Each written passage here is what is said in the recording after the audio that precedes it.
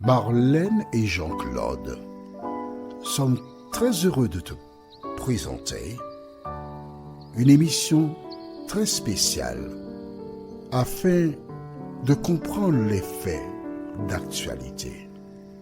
Merci pour ta fidélité. Merci d'être encore et toujours là afin qu'ensemble, nous puissions continuer de découvrir. Vois-tu, quand tu lis dans Colossiens chapitre 2, versets 16 et 17, que personne ne vous juge au sujet du boire, manger ou du sabbat. Il est important de savoir quels sont les sabbats qui existent et découvrir ceux qui n'ont plus de raison d'être et si un a sa raison d'être encore aujourd'hui. Aujourd'hui, nous verrons la fête de l'Éternel, numéro 5. Jusqu'à présent, tu as vu qu'il y a différentes fêtes. Et je t'ai expliqué que Dieu a permis qu'il y ait ces fêtes afin que chaque fois que le peuple se réunissait, il puisse exalter l'Éternel. Et qu'ainsi les jeunes générations découvrent les témoignages des membres de leur famille. Chacun a vécu cette fête d'une certaine manière. Et probablement, comme partout ailleurs, les enfants devaient être très friands d'histoires de personnes qui les ont précédés sur la terre. Donc aujourd'hui, nous voyons la fête numéro 5. La référence se trouve dans le livre de Lévitique, chapitre 23. Lévitique 23. Et nous irons les versets 26 à 32. 26 à 32. Prions. Notre Seigneur et notre Dieu, merci encore pour ta présence. Merci pour la parole. C'est vrai que nous avons entendu beaucoup d'explications sur certaines références bibliques, mais nous sommes convaincus que tu n'es pas le Dieu du désordre, mais de l'ordre. Et tu désires mettre de l'ordre dans nos cœurs et dans nos vies. Tandis que nous partons sur cette nouvelle étude, merci de nous éclairer, Seigneur. Merci de nous aider à grandir en toi. Nous t'avons prié au nom de Jésus et pour ta gloire éternelle. Amen. Voici le peuple d'Israël qui chemine. Et Dieu met en place des lois afin que le peuple soit continuellement en contact avec lui. Il te faut savoir déjà que Dieu avait demandé à Moïse que lorsqu'ils entreront dans la terre promise, qu'il inscrive sa loi à l'entrée de la maison et à l'intérieur, de telle sorte que chaque fois que tu arrivais devant la maison, tes yeux voyaient la loi de Dieu. Là, il s'agit des 10 commandements, pour te rappeler que quand tu rentres dans cette maison, elle était consacrée à l'Éternel. Et parce qu'elle était consacrée, on ne disait pas n'importe quoi.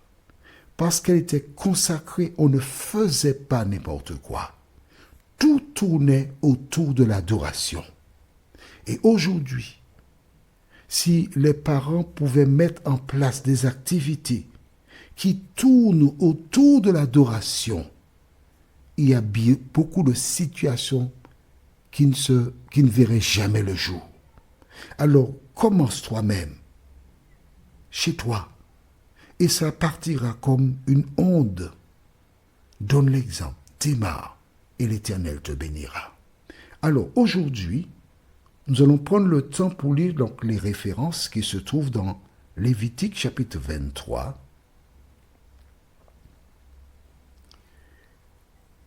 Et nous lirons les versets 26 à 32. 23, versets 26 à 32. L'Éternel parla à Moïse et dit : le 10e jour de ce 7e mois. Donc tu as vu, précédemment, c'était le 1er jour de ce 7e mois. Ensuite, il dit maintenant le 10e jour de ce 10e mois. Donc le 10 juillet, si tu préfères. D'accord? Donc tu vois, entre le 1er juillet, on a exalté Dieu. Le 10 juillet, on repart pour un tour encore. C'était pour garder continuellement devant leurs yeux la présence de l'Éternel des armées.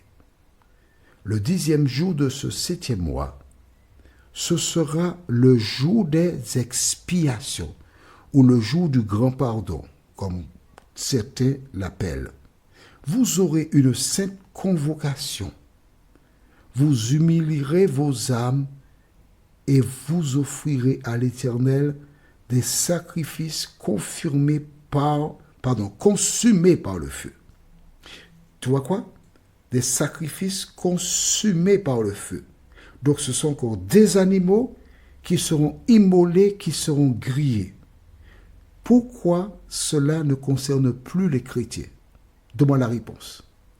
Ou encore écrit dans le cahier, pourquoi cette fête ne concerne plus les chrétiens?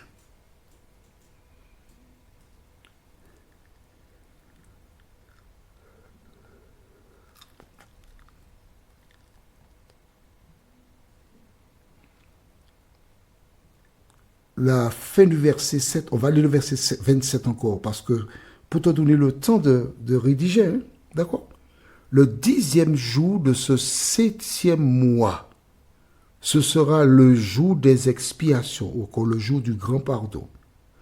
Vous aurez une sainte convocation, vous humilierez vos âmes, et vous offrirez à l'Éternel des sacrifices consumés par le feu. Pas un, mais des sacrifices consumés par le feu.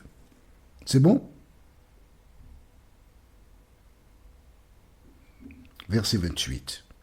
Vous ne ferez aucun ouvrage ce jour-là, car c'est le jour des expiations devant l'Éternel, votre Dieu. Toute personne qui ne s'humiliera pas ce jour-là sera retranchée de son peuple. C'est sérieux, hein? Ce jour du grand pardon, comme on dit, si tu n'étais pas là, tu seras retranché du peuple, exclu.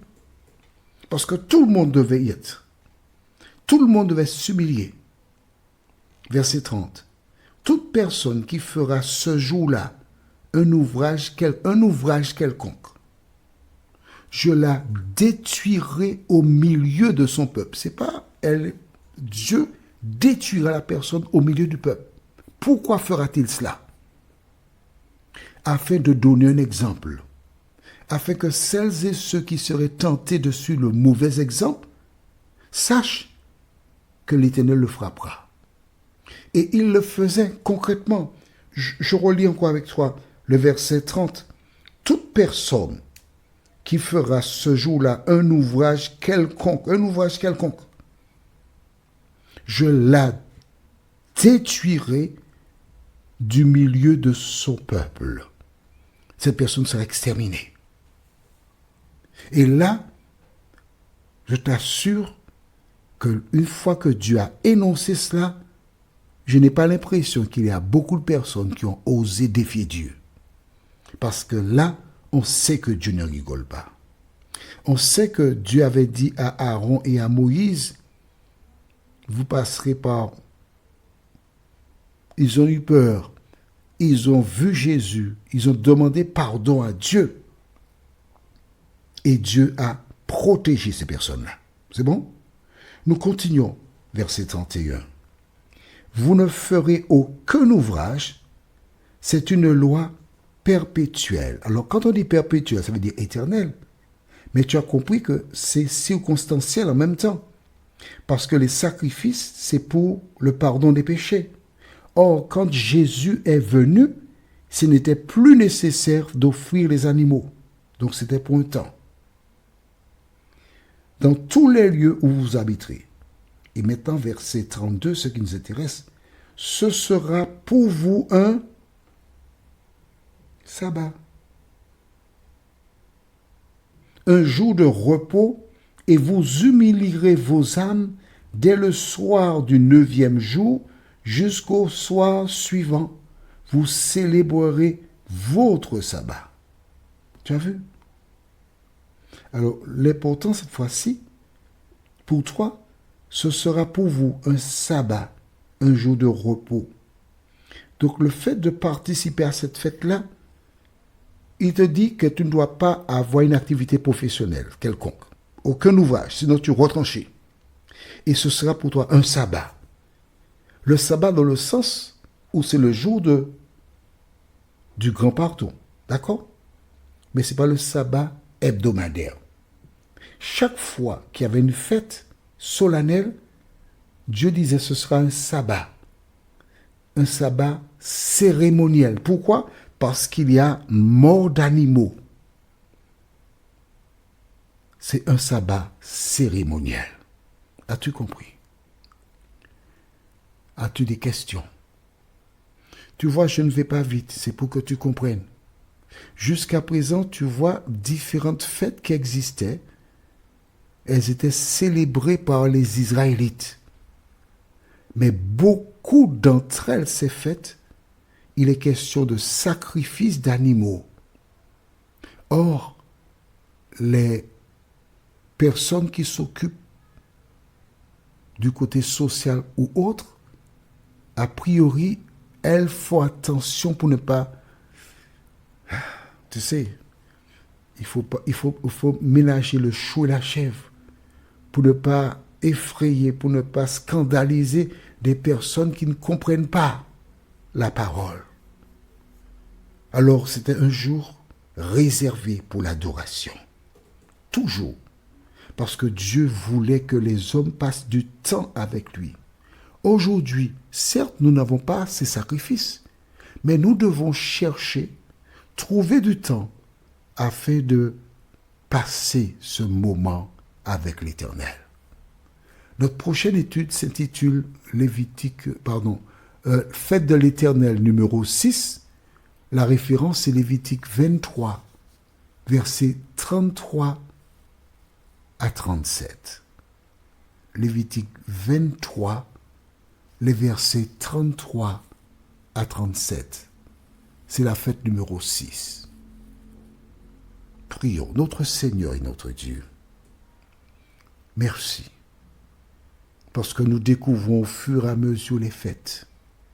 Et nous venons de réaliser que celle-ci était considérée comme un sabbat.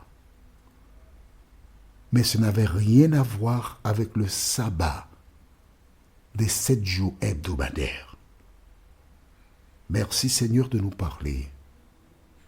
Merci de nous instruire afin que tout ce que nous dirons soit de nature à nous rapprocher de toi.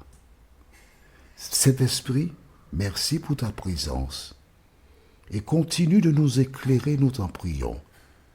Au nom de Jésus, pour ta gloire éternelle. Amen. Que l'Éternel continue de te bénir et il me tarde toujours de te revoir. Nous sommes parvenus au terme de notre réflexion. Si d'aventure tu as une question, il te suffit d'envoyer un message par le biais de WhatsApp au numéro suivant, plus 596 696 88 93 93. Et alors Jean-Claude, moi, je me ferai un réel plaisir de répondre à ta question.